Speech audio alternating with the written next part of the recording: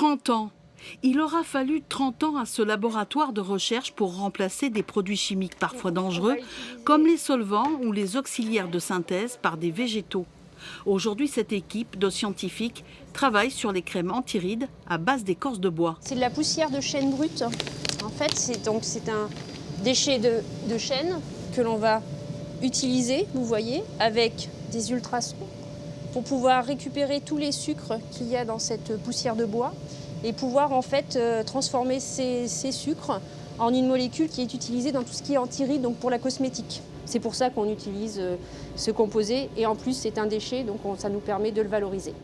La matière première, les scientifiques la trouvent dans les déchetteries, des déchets verts et alimentaires. Le monde végétal commence à entrer à travers des molécules naturelles dans la fabrication des lessives, savons et produits cosmétiques. Donc l'objectif de cette chimie verte, voilà, c'est d'aller vers une chimie plus propre, plus environnementale, on va dire, de façon à ce que on n'ait pas de problème d'intoxication ou de maladie qui pourra apparaître suite à l'utilisation de ces produits. Depuis quelques années, la chimie verte paraît être l'avenir. Avec le réchauffement climatique, les industriels se rapprochent des scientifiques pour fabriquer le produit le plus sécuritaire possible. Le prix de l'innovation vient récompenser cette équipe de recherche.